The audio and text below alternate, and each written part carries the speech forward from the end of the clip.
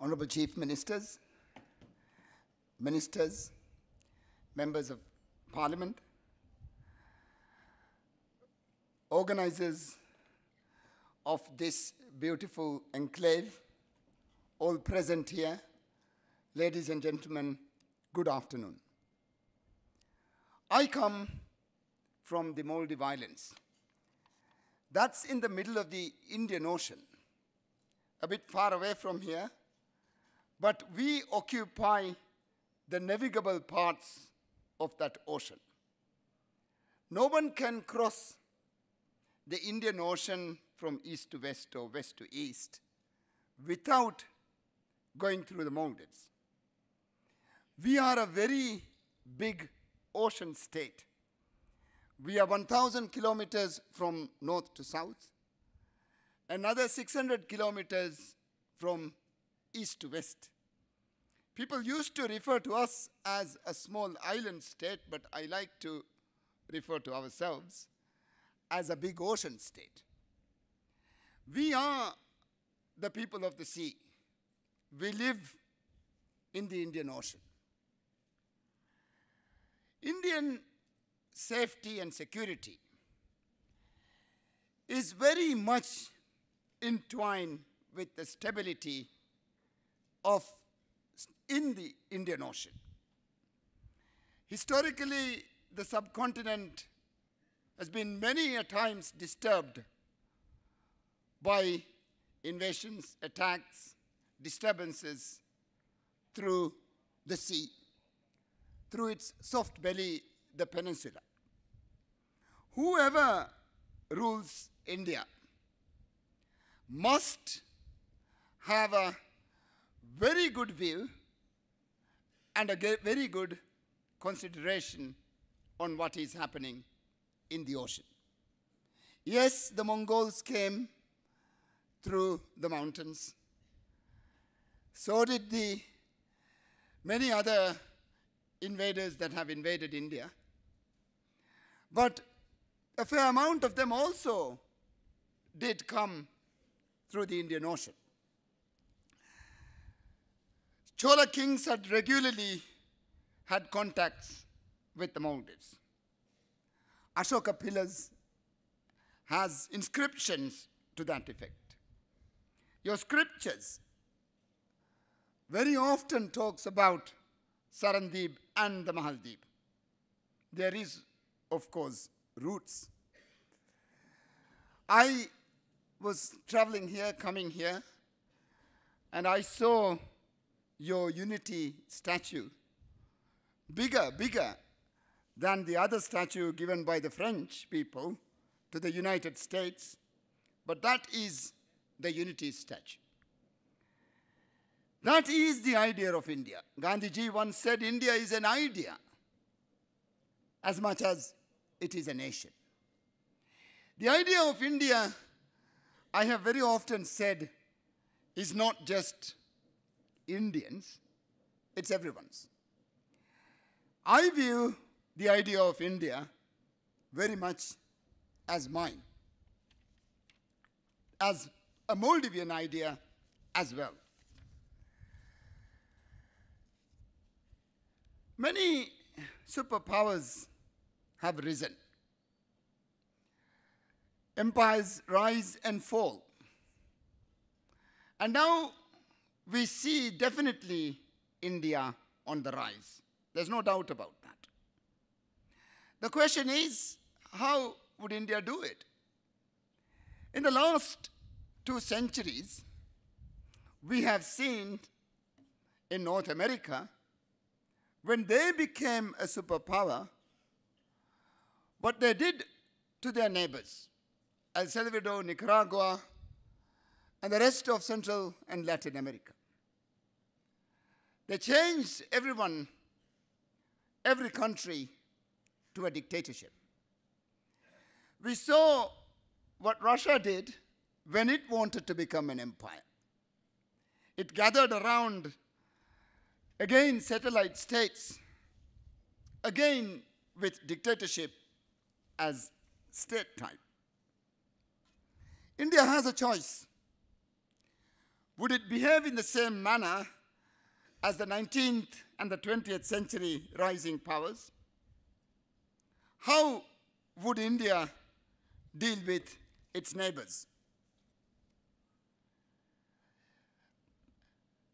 As India rises and begins to attain the status of superpower, I am confident that it is taking a different path.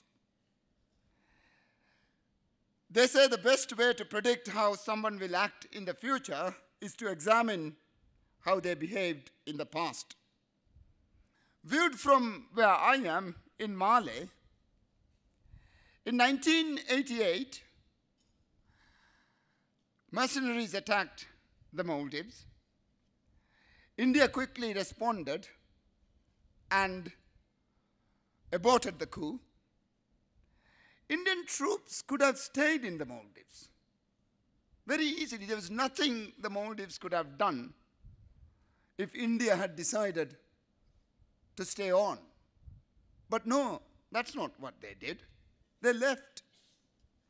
You would remember again in the 80s, when Russia had 50,000 troops in Afghanistan, India also had round about that amount of troops in Sri Lanka as the IPKF, Indian Peacekeeping Force. But again, India left. When other superpowers leave, you can see the mess that they make. When the Russians left Afghanistan, when the Americans invaded Iraq and left it, leaving business is actually far worse, it looks like, than the invasion. What we see from where we are is promising, and we do not see how India's actions have ever been a threat to the Maldives or any of its neighbors. India has always respected our sovereignty. It has always treated us as equals, however small we are.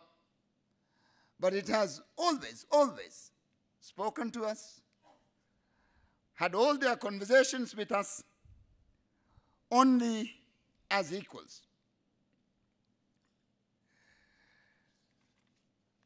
We have another superpower coming to the Indian Ocean: China. Unfortunately, the manner in which this superpower is treating the Indian Ocean islands are very, very different. They attempt to change state type. In the case of Maldives, I can give you very detailed examples of how it was attempted. They literally bought a parliament, changed the Finance Act, changed the constitution, got unsolicited contracts, inflated its price. They came with the money, did the work, and has sent us a bill with the inflated price. The price is inflated to the extent that the business plan fails, and therefore we would never be able to pay back the money from the project. When we can't pay the money, they ask for equity. And with equity, we lose land and sovereignty. Thank God the people of the Maldives saw this coming, the debt trap, and then using this trap as leverage, as a disciplining agent in international fora. The people of the Maldives was ingenious, and they decided that this cannot go on, and therefore they removed, even though I was not able to seek election, stand election, they removed President Yamin, and we now have a democratic government again. And now with Indian assistance, it's all very different. It's very transparent. We go through all the different tendering processes. Yes, of course, it's slow. It has to be slow. This is your money. This is our money. This is people's money. And you can't just go around dishing it out in every single manner that you want or that I like to have it. Indian projects are tendered by the government of Maldives. And it is transparent and everyone knows what's going on. Everyone knows the price of it. And everyone else is also calculating it. And therefore it is very rarely, and it almost has never happened, that any of these become a debt trap. I like India Rising.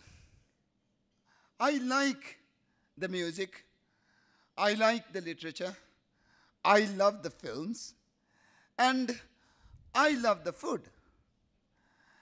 And for us, this is a brilliant idea, the idea of India. And the fact that this idea is rising is almost so much the better. India can never rise without us. It's not possible. If you think that India alone can simply rise without its neighbors, when the tide rises, even our own little boats rise. We all rise together. What we should be doing and what we would do, or do our best to do, would be to plug into the rapid Indian transformation and development. And to see that we also have all the opportunities and the gains of your rapid development. India must lead not only in the Indian Ocean. We must make sure that democracy is the state type for all of us, not just only for India, for the Maldives as well, for Sri Lanka, for everyone. And it is this, through consultation and through the power of the people that we will only be able to achieve what we are trying to achieve. I would like to, before I leave, point out another issue, which is climate change. The world is heating, and we are all going to die. The Maldives will not survive if business proceeds as usual.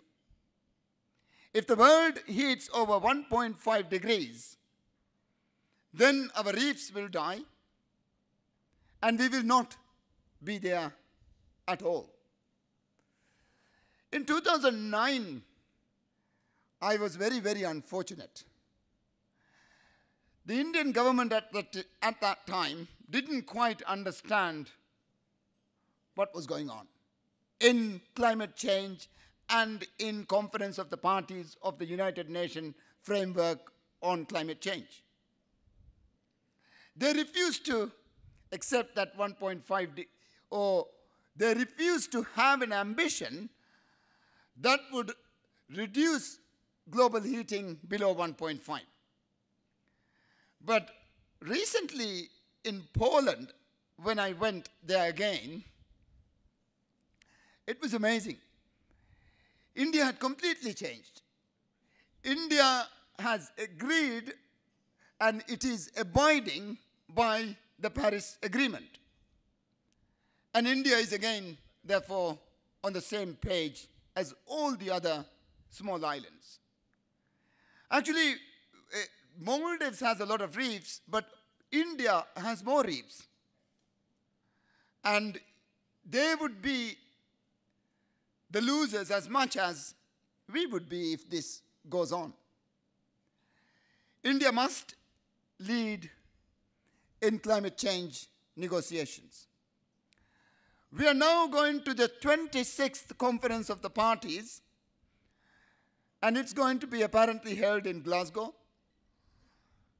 26, mind you, 26 years of talking and not being able to come up with an agreement. The last time I went to Poland, it was amazing. I met a child who was 15 years old, and the child was born to two negotiators from two countries. The COP is a family by itself because they've fallen in love and they've married to each other and they've had children, but we still haven't got a legally binding agreement. I suggest that we forge an alliance of the willing. India is willing. It looks like the European Union is willing. Looks like Brazil, Indonesia, South Africa, many, many other countries are willing.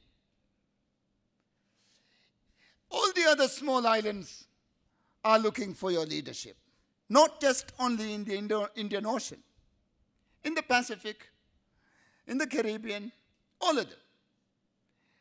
I am very, very confident that if India takes leadership in climate change, we definitely would be able to get a better result.